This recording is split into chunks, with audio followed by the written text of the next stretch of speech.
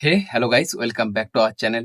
তো তোমাদেরকে আমি বলছিলাম যে আজকের আমার স্কুল জীবনের কিছু কথা। আমি যখন 4 থেকে 5 এ উঠলাম, যখন আমি হাই স্কুলে গিয়ে উঠলাম, তখন সেই সময় কিছু ঘটনাগুলো ঘটেছিল। আমি পার্সোনালি আমার কিছু কথাগুলো বলে থাকি। কিন্তু আজকের আমি আমার কাছের ২ জন মানুষের কথা বলব। তাদের এই গল্পে কিছু ভূমিকা আছে। আর মানে তাদের ওই কথাগুলো না তোমাদের হয়তো শুনতে কিছুটা বোরিং ফিল হলেও কিন্তু আমার কাছেও ওই যে দুটো জিনিস না খুব ইম্পোর্ট্যান্ট। হ্যাঁ? তো চলো শুরু করি ভিডিওটা। যখন আমি ক্লাস 4 থেকে 5 এ যখন উঠলাম, তখন আমার বাড়ি থেকে স্কুলের ডিসট্যান্সটা অনেকটাই দূর ছিল। তার জন্য বাবা যখন আমাকে ভর্তি করতে নিয়ে গেছিল, বাবা নিয়ে গেছিল আমাকে সাইকেলে করে নিয়ে গেছিল। ঠিক আছে? তো সাইকেলে করে বাবা নিয়ে গেছিল। আর সেদিন বাবা আমাদের একটা ছোট্ট দোকান আছে, ওটা বন্ধ রেখেছিল। আমাকে নিয়ে যায়, স্কুলে ভর্তি করায়।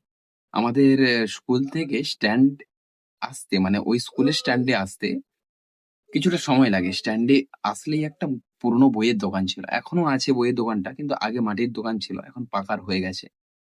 তো সেখান থেকে কিছু খাতা কিনে দেয়, কিছু বই কিনে দেয়। সেগুলো যাতে পড়াশুনো করার জন্য আমাকে বেসিক্যালি। তো আমি ১ম বার যে খাতাটা দেখেছিলাম ওখানে, কারণ যখনই আমাদের এখানে যখন আমি ছোটবেলায় পড়াশুনো করতাম, তখন আমাদের কাছে এইরকম সরু, সরু খাতা ছিল। ওখানে একটা চওড়া খাতা কিনে দেয় আমাকে। যেহেতু আমি স্কুলে উঠেছি, হাই স্কুলে, তো সেহেতু কিনে দেয়। কিনে দেওয়ার পরে মানে বিষয়টা এরকমই যে, ছেলে ভালো করে পড়বে এইসব বিষয় নিয়ে কিনে দিয়েছিল বেসিক্যালি, যেটা স্বাভাবিকভাবে হয়ে থাকে। তো বাবা নেক্সট আর একবার গেছিল আমাকে ছাড়তে তার পরের দিনই, যেদিন আমাদের ১ম ছিল মানে ক্লাস ১ম ছিল। তারপর বলছিল যে, "সবাই এরকম করে আসে, সেরকম করে চলে আসবি।" হোক, ঠিক আছে, কোনো অসুবিধে নেই। আমাদের এখান থেকে আমরা যেতাম বাসে করে, গাড়িতে করে। এখান থেকে গিয়ে যখন ওই স্ট্যান্ডে নামতাম, ওখান থেকে প্রায় ১ কিলোমিটারের উপরে হবে রাস্তাটা। তারপরে স্কুল। তো সেখানে আমরা হেঁটে, হেঁটে যেতাম। ছোটবেলা থেকেই আমার এটা অভ্যেস ছিল। কিন্তু তোমাদেরকে এর আগের আমার ভিডিওতে বলছিলাম যে, আমার পা ব্যথা করত। তার জন্য কিন্তু আমার পা ব্যথা করত। ঠিক আছে, চলবে। করতে, করতে একসময় আর করত না। কিন্তু ওই গ্যাপের ফলে পা ব্যথা করত আবার। মানে কিছুদিন গ্যাপ হয়ে গেল, যেমন দুর্গাপুজোর ছুটিতে, কিছুদিন গ্রীষ্মের ছুটিতে, এগুলো যদি গ্যাপ হতো তারপরে আমার পা ব্যথা করত আবার। তো যাই হোক, এগুলো ছেড়ে দাও। আমরা যখন মানে আসছিলাম ঐদিন ফার্স্ট গাড়িতে করে স্কুল থেকে বাড়ি আসবো। তো একটা আলাদা ফিলিং ছিল, আলাদা মানে বিষয়গুলো ছিল যে আলাদা একটা জিনিস আমি এক্সপ্লোর করব, যেটা এর আগে কোনোদিন করিনি। কারণ বাসেতে করে একা আসবো, আর একজন আছে এখান থেকে গেছিল। তো ২ জন আসবো। কিন্তু কোনো মানে গার্ডিয়ানস নেই। ঠিক আছে? বাবা নেই, মা নেই, কেউই নেই। একা, একা আসবো। তো বিষয়টা খুবই ইন্টারেস্টিং ছিল। তারপর আমরাও যথারীতি চলে আসি বাড়িতে। তো এই করে আমি আর আমার পাশে আরেকজন বাড়ি, ওরা আমরা ২ জন একসঙ্গে পড়তাম, বাড়ির একটা ছেলে। আমরা ২ জন একসঙ্গে পড়তাম। তো একসঙ্গেই যাওয়া আসা করতাম। আর মানে কি বলবো, আমরা ২ জন এখান থেকে বেরোতাম খুব তাড়াতাড়ি। ঠিক আছে? বেরিয়ে আমরা স্কুল পৌঁছে যেতাম। তখন স্কুলের কেউ আসতো না। কারণ কি, আমাদের একটা ভয় ছিল, যদি আমরা ঠিকঠাক টাইমে যদি বাস না পাই, স্কুলে না যেতে পারি। তারপর ১ বছর যাওয়ার পর আমরা বুঝতে পারি যে কখন যেতে হবে, কখন আসতে হবে বাড়িতে। হ্যাঁ? তারপরে এইসব ঠিকঠাক হয়ে যায়। আরেকটা কথা বলি তোমাদেরকে, মানে ২ টো আছে। তো বলি, এই সময়টা দেখেছো যে রথের সময়টা, এখন তো উম পরীক্ষা-টরীক্ষা হয় না বোধহয়। আমাদের সময় ইউনিট টেস্ট হতো রথের ঠিক পরের দিকটাতে। ঠিক আছে? তো এই সময়টা আমরা যখন স্কুলে যেতাম প্রচন্ড বৃষ্টি হতো। আর মাঝে, মাঝে মানে আমরা যখন 5 এ পড়তাম না, তখন আলাদা একটা সিচুয়েশন ছিল। তোমাদের সেই সিচুয়েশন মানে বোঝাতে গেলে একটু পলিটিক্যাল এ আসতে হবে। পলিটিক্যাল এ আসতে বলতে, আমরা যখন উঠলাম ক্লাস 4 এ টোরে, তখন কিন্তু 4 এ বলছি, 5-6 এ, তখন কিন্তু এই রাজনীতিটা খুব মানে গড়বড়ে চলছিল। তার জন্য কিছু, কিছু বন্ধ হতো। এই বাংলা বন্ধ হয়ে গেল, বাস-ফাস বন্ধ থাকবে, চলাচল করবে না। কিন্তু এগুলো তো স্কুলের ইউনিট টেস্ট বা কিছু তো বোঝে না, যারা নিচ্ছে স্যাররা। আর স্যাররা তো ইজিলি আসতে পারবে, কারণ যে যার পার্সোনাল কার আছে, বা কেউ গাড়ি ভাড়া করেও নিয়ে আসতে পারে, সেটা স্যারদের ব্যাপার। ঠিক আছে? আমাদের কাছে তো এত পয়সা নেই, তাই না? তো আমরা এখান থেকে হেঁটেও যেতে পারব না। আর এই সময়টা পরীক্ষা হচ্ছে। আর সেই দিন মুষলধারায় প্রচন্ড পরিমাণে বৃষ্টিপাত হচ্ছে। বাস বন্ধ। আর আমাদের পরীক্ষা ছিল ওই মানে যখন দেখবে যারা স্কুলে, সরকারি স্কুলে পড়াশোনা করে তাদের ৩ টে করে পার্টে পরীক্ষাগুলো হয়। ঠিক আছে? একটা সকালে হবে, আরেকটা তারপরে সকালে বলতে কি ১০টা থেকে ১১টা একটা হতো। ঠিক আছে? ১ ঘন্টা করে। তারপরে ১১টা থেকে ১২টা, ১২টা থেকে ১টা এইভাবে পরীক্ষা হতো। তো আমাদের ছিল দুপুরে। তো দুপুরে ছিল সেহেতু দুপুরে খাওয়া-দাওয়া করে বেরোতে তখন ভালোই বৃষ্টিপাত শুরু হয়ে গেছে। আর সেই সময় স্কুল যেতে হবে আমাকে পরীক্ষা দেওয়ার জন্য। বাবা বাড়িতে নেই। দাদা বাড়িতে থাকতো না। দাদা অন্য জায়গায় থাকতো। তার জন্য একজনই বাড়িতে ছিল, দিদি। আর সেই সময় একটা মানে পজিশন এমন একটা হয়ে গেছিল যে, কে নিয়ে যাবে আমাকে স্কুলেতে করে? তো তখন দিদি বলল যে, "ঠিক আছে, আমিই নিয়ে যাবো।" কিন্তু দিদি আমাকে যখন নিয়ে যাচ্ছিল, প্রচন্ড বৃষ্টি হচ্ছিল। দিদি পুরো ভিজে গেছে। ছাতা নিয়ে যেতে পারিনি। ছাতা এইভাবে ধরে রেখেছি, তাও হচ্ছে না। মানে নিয়ে যেতে পারিনি ভুল। ধরে রেখেছি, তাও হচ্ছে না। পুরো ভিজে গেছে দিদি। আমিও প্রায় এরকম ভিজে গেছি। হ্যাঁ? ব্যাগটা সামনে রেখেছি। তো রেখে দিদি সাইকেল চালিয়ে আমাকে অদ্দূর নিয়ে গেছে। অদ্দূর বলতে এখান থেকে প্রায় ধরে নাও ৮-১০ কিলোমিটার নিয়ে গেছে। তো দিদি আমাকে যখন নিয়ে যাচ্ছিল তখন বলছিল, "দেখ ভাই, আমি তোকে নিয়ে যাচ্ছি।"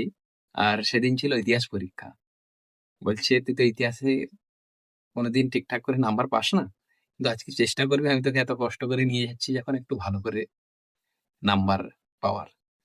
মানে দিদির যে ওই কথাটা এইভাবে যে বলছিল কথাগুলো আমার কিন্তু এখনো মনে আছে জিনিসটা। আমি দিদিকে মাঝে মাঝে বলি যে, "তুই আমাকে এরকম একবার নিয়ে গেছিলি, প্রচন্ড বৃষ্টি হচ্ছিল, তখন বাস বন্ধ ছিল।" দিদি বলে, "হ্যাঁ, হয়তোবা কিন্তু আমার মনে নেই।" কিন্তু আমার মনে আছে জিনিসগুলো। জিনিসগুলো মনে থাকার একটাই কারণ মানে দিদি কোনদিনই এরকম আমাকে কোনদিন বলেনি যে এত নাম্বার নিয়ে আসতে হবে এরকম। অনেকেরই বলে থাকে যে, "তুই এত কম পাচ্ছিস, এত নিয়ে আসতে পারছিস না, আমি ভালো নিয়ে আসছি।" কিন্তু দিদি কোনদিন বলেনি। কিন্তু দিদি ঐদিন যাওয়ার সময় বলছিল। আমি তখন পরীক্ষার কিছুক্ষণ আগে ভাবছিলাম যে, "ঠাকুর আমি যেগুলো যেন পড়েছি সেগুলো যেন আসে। আমি যেন পাই কিছুটা ভালো করে নাম্বার।" ইতিহাসে আমি নাম্বার পেতাম না। জানি না কেন ইতিহাসের কিছু সাল ছিল, কিছু জিনিস ছিল। তখন এখনকার তো ইতিহাস বই অন্যরকম হয়ে গেছে। আমাদের তখন ইতিহাস বই আলাদা রকম ছিল। তো তার জন্য হয়তো আলাদা জিনিসগুলো হতে পারে।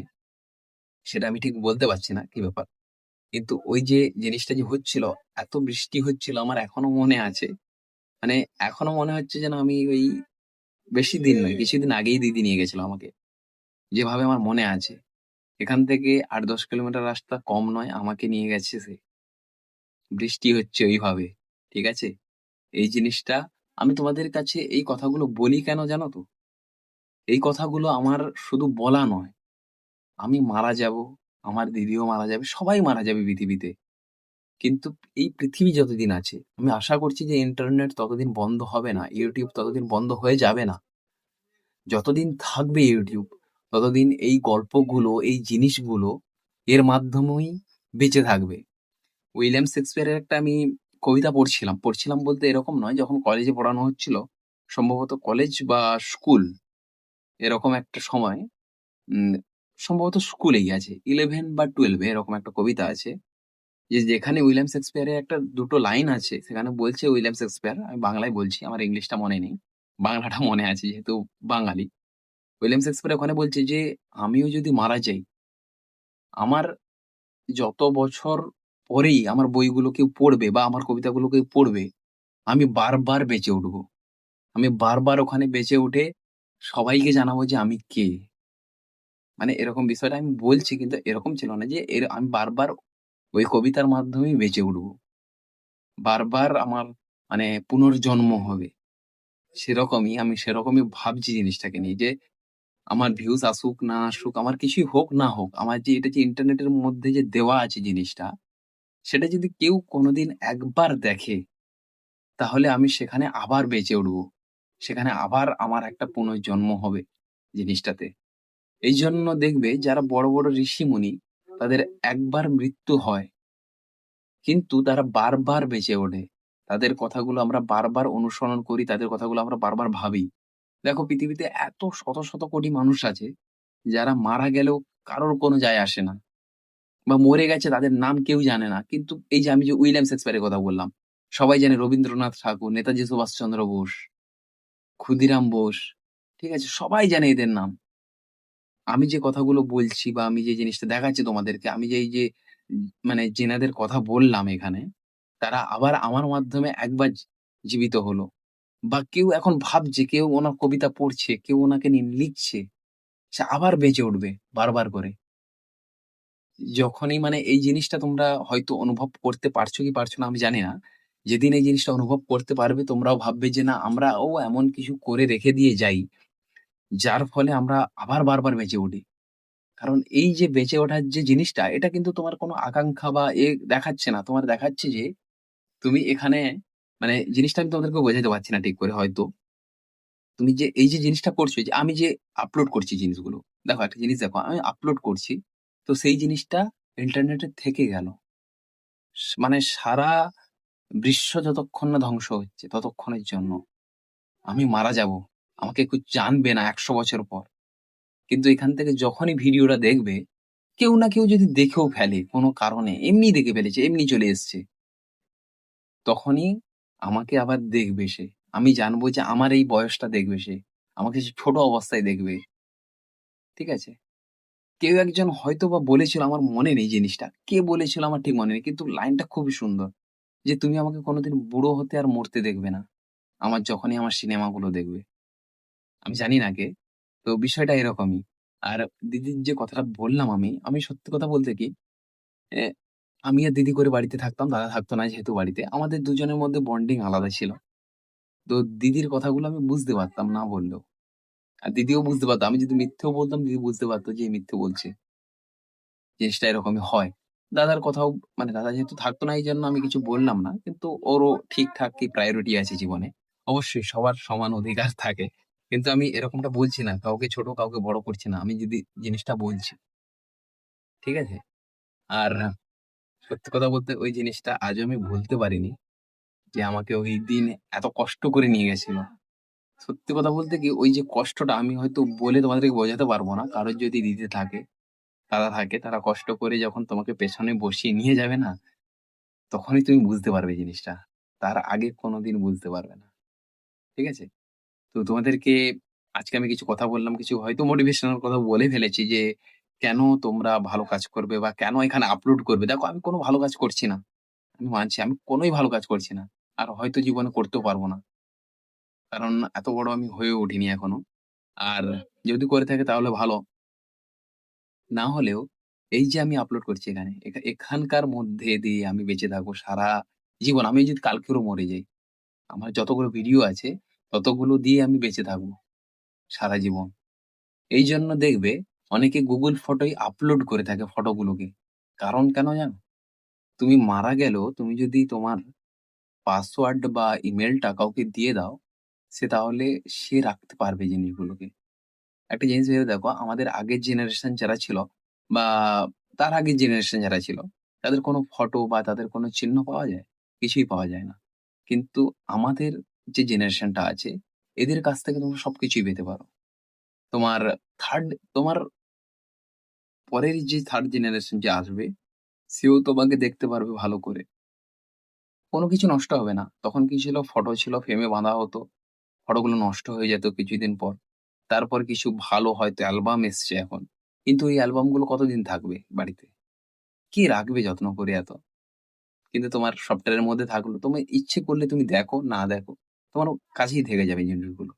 তোমার যেহেতু মোবাইলের মধ্যে আছে, যেহেতু ওটা একটা জায়গায় আপলোড করা আছে। হ্যাঁ, এটা মানছি যে এটা Google ফটো বা এইসব জায়গায় যে আপলোড করা হচ্ছে, এজন্য কিছু প্রাইভেট বা সিকিউরিটি বা কিছু একটা পার্সোনাল ডিটেইলস অন্য জায়গায় লিক হয়ে যায়। কিন্তু তাও এই জিনিসটা আমার খুব ভালো লাগে। তাই না? আর যাদের ভালো লাগে অবশ্যই লাইক, শেয়ার, কমেন্ট, সাবস্ক্রাইব করে দাও। আজকের মতো এই পর্যন্তই। দেখা হচ্ছে তোমাদের সঙ্গে নেক্সট ভিডিওতে। Tata, bye, by.